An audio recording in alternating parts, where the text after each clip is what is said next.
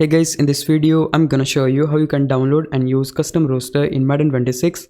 It's pretty easy. First of all, go to franchise and select download center.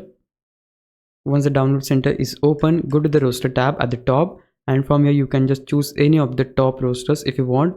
And if you want to search for a specific one, for that hit Y on Xbox or triangle on PlayStation, and they'll allow you to search the roster by keyword or username. For instance, I'll just go to roster and just choose any of this. Let's say, what if we go with this one, updated August 7, and just download that.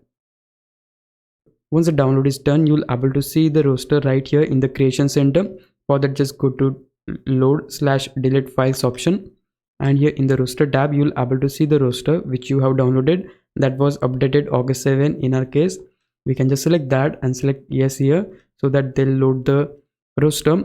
Once the file is loaded, get back from this, and in order to use the roster we need to go to franchise, enter franchise.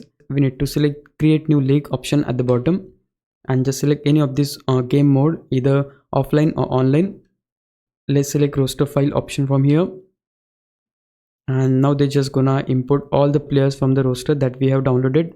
Once the importing is done, you need to choose the team. For instance, I'll proceed with this one right here, Miami Dolphins.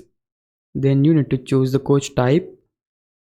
Again, for instance, I'll just save and exit this, but if you wanna change appearance, apparel of the coach, you can do that from here.